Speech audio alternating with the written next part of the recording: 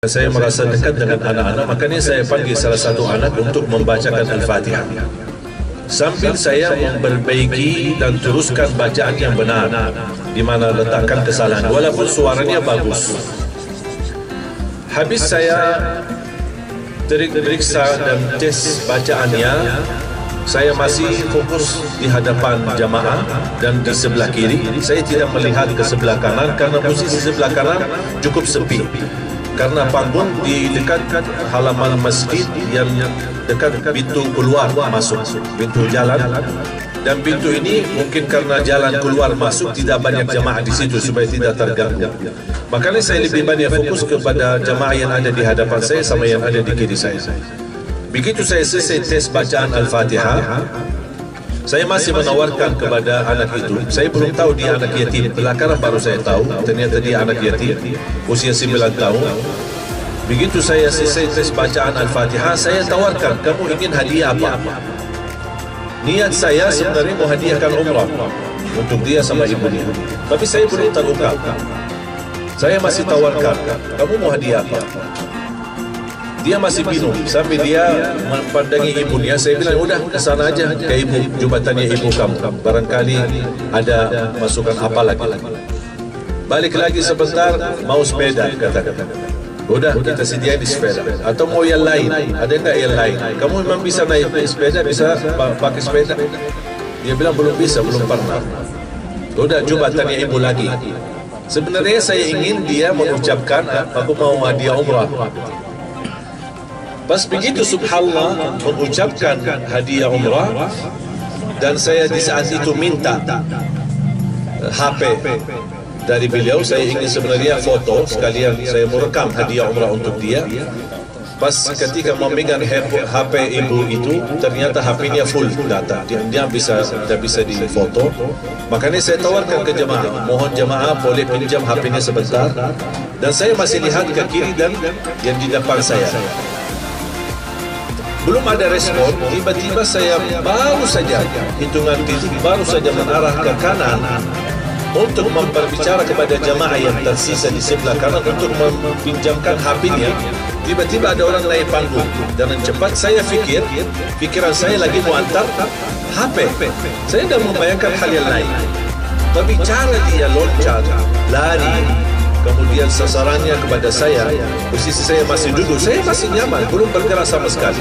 Sambil saya melihat tangannya, posisinya ke atas, dia mau tusuk. Dan posisi saya, kalau Allah SWT takdirkan tidak bergerak sama sekali, itu mati sekarang. Dia mungkin di bagian leher atau di bagian kepala. Berarti sasarannya sudah jelas kemana ini. Apalagi saya pasti bisa pandangi matanya. Qadarullah, pas saya di posisi duduk dan hitungan titik saja, saya tidak bisa membayangkan ini semua terjadi karena qadarullah. Saya angkat tangan, kemudian tusukannya ke tangan saya. Baru saya berdiri. Sedangkan saat saya posisi titik berdiri, anak itu masih memegang pisunya, dan pisunya sudah tertusuk di dalam tangan saya, dan dia masih megang, dia belum lepas. Cara megang pisunya sangat kuat. Makanya sambil saya bangun, dia masih belum lepas, dan dia ingin menarik karena mungkin dia merasa gagal tusuk saya di posisi yang dia inginkan. Ketika saya berdiri, dia ingin cepat dia, dan subhanallah luar biasa cepat dia reaksi, cepat respon gerakan saya, dan cepat dia ingin tusuk. Makanya saya langsung lawan dengan saya gerakkan tangan saya ke arah kiri, kemudian patah pisunya, kurang lebih pisu sampai ke dalam hampir 8 cm. Kemudian saya tidak sadar pisunya patah, tapi yang saya sadar begitu saya melawan, dia jatuh. Kemudian masih saya melihat di tangannya, tapi saya belum lihat yang ini. Baru jamaah mengamankan.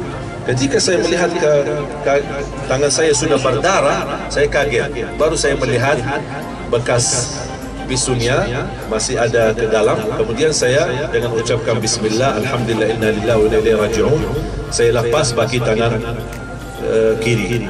Saya lepas, saya keluarkan, kemudian saya jatuhkan. Langsung diamankan oleh jamaah menjadi. Come back my channel, Tosin Biain. Jangan lupa like, share, comment, and subscribe-nya ya guys.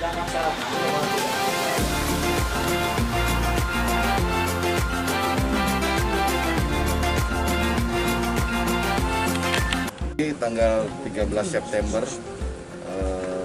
2020 sekitar jam 17.00 terjadi kasus penganiayaan di mana tempat kejadiannya ada di Masjid Salahuddin di Jalan Tamin, Tanjung Karang Barat. Adapun korban adalah Syekh Ali Jaber, umur 44 tahun, alamat di Rawamangun, Jakarta Timur. Kemudian yang bersangkutan saat itu melaksanakan program 1 juta hafidz di Lampung dengan metode memberikan wisuda kepada penghafal Al-Quran, kemudian ceramah dan tanya jawab.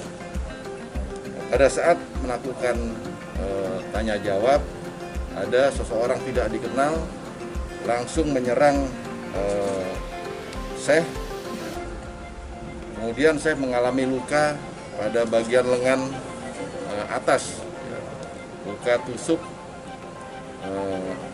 sedalam 4 cm dengan pisau dapur. Kemudian pelaku inisialnya AA, umur 24 tahun, alamatnya Jalan Tamin, Tanjung Karang Barat, kebetulan tidak jauh daripada TKP, dekat masjid, sekitar kediamannya sekitar 300 meter dari masjid. Saat ini yang bersangkutan menurut keterangan orang tuanya mengalami gangguan jiwa, tetapi dari kepolisian tidak begitu saja menerima penjelasan ini. Sehingga dari pihak Reskrim proaktif malam ini untuk mengundang dokter dari Rumah Sakit Jiwa Kurungan Nyawa atas nama Dokter Psikiatri Tendri, dan hari ini sudah diobservasi pemeriksaan awal pada yang bersangkutan, dan besok kita akan resmi mengirimkan visum et repertum kepada Rumah Sakit Jiwa untuk pemeriksaan yang bersangkutan. Selain itu juga tersangka juga kita lakukan pemeriksaan urin, hasilnya negatif ya, hari ini, dan kita akan lakukan pemeriksaan besok pada Rumah Sakit Jiwa Kurungan Nyawa, dan kedua kita akan memanggil psikiatri dari dokter kepolisian. Insya Allah besok dalam pendalaman pemeriksaan oleh Reskrim, kemudian termasuk didampingi oleh dokter psikiatri. Hal-hal lain yang menyangkut kegiatan ini bahwa pemerintah menjamin kebebasan para ulama untuk berdakwah, ya. Tapi protokol kesehatan yang dilakukan oleh panitia sudah cukup baik, semua sudah berjalan bagus, tidak ada masalah. Saat ini masih terus melakukan kegiatan. Insya Allah nanti mudah-mudahan yang bersangkutan membuat laporan dan kami akan temui.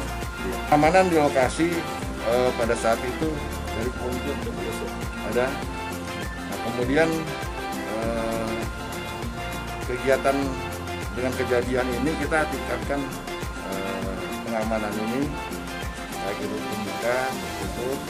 Semoga penyerangan ini tidak berlanjut ya, pada yang bersangkutan. Terus akan pemeriksaan pendalaman kepada dokter yang berkepentingan, seperti nanti psikiatri, baik dari Rumah Sakit Jiwa yang ada di Lampung maupun dokter kepolisian. Pemeriksaan yang bersangkutan dia membawa dari rumah, mungkin sedang pendalaman oleh dokter jiwa. Untuk proses pikirnya bagus, ada tanya ada jawab, tapi isi pikirannya yang mungkin menilai bahwa dokter psikiatri Tendri mungkin ada kelainan di situ, Pak, isi pikirannya. Ada indikasi ke kelompok nggak dia, Jenderal? Oh, kami dalami terus, ya. Kami dalami apakah dia terlibat dalam kelompok lain. Kami akan koordinasikan dengan terkait. Pak Jenderal, ini masih ada agenda besok nih, rencananya besok masih ada agenda nih, Pak. Apakah di stop atau Jalan terus. Beliau nanti akan saya temui. Beliau berharap hari ini aja jalan terus. Hari ini jalan terus. Kalau beliau kan fisiknya bagus, mudah-mudahan tidak ada gangguan fisik sehingga bisa berjalan dan kami fasilitasi biar berjalan lancar sampai dengan selesai acara di Lampung. Seperti yang tadi disampaikan oleh Pak Kapolda, jadi kita menganjurkan tetap dimintakan permintaan visum et repertum psikiatrikum. Jadi untuk mengukur atau menilai apakah yang bersangkutan ini memang ada gangguan jiwa atau tidak. Jadi kalau di peraturan Menteri Kesehatan itu disebutkan sekitar 1-14 hari yang harus kita lakukan penilaian, pengukuran, menganalisis, mengobservasi apakah yang bersangkutan ini konsisten atau tidak. Jadi kan ada juga kemungkinan namanya malingering ya, jadi memanipulasi dan lain-lain. Sehingga kita tetap memintakan dilakukan pembuatan permintaan visum ke kitanya. Nah, visum itu artinya yang bersangkutan itu akan dibantarkan di rumah sakit jiwa, dirawat inapkan. Nah, selama dirawat inapkan itu akan kita observasi secara keseluruhan. Seperti yang tadi disampaikan oleh Pak Kapolda, yang bersangkutan ini proses pikirnya dalam tanda kutip masih bisa dipahami, sehingga kalau orang yang tidak memahami diasumsikan biasa-biasa aja. Tapi perlu tetap kita nilai dari berbagai aspek, karena pikiran itu sendiri kan bukan hanya prosesnya yang kita nilai. Ada isi pikirnya, ada arus pikirnya dan lain-lain. Jadi kita tidak bisa pasti bahwa dia gangguan jiwa atau tidak. Jadi tetap harus kita observasi, termasuk konsistensi jawaban dari yang bersangkutan. Kita lihat lagi, ini kan informasi dari keluarga. Kita harus tetap melihat dulu di rekam mediknya beneran nggak ada nama yang bersangkutan. Kalau dari komunikasi awal seperti apa terhadap terduga pelaku ini? Jadi tadi saya sampaikan kalau sampai saat ini dia bisa komunikasi. Cuma kan kalau dalam jangka panjang, kalau kita ajak komunikasi dengan tekanan dan kan tubuhnya juga ada beberapa lebam ya, otomatis kita lihat kan nanti akan ada penurunan. Jadi dia juga saya pikir harus perlu istirahat agar kita melihat bahwa gangguannya itu memang benar-benar gangguan, bukan karena kelelahan.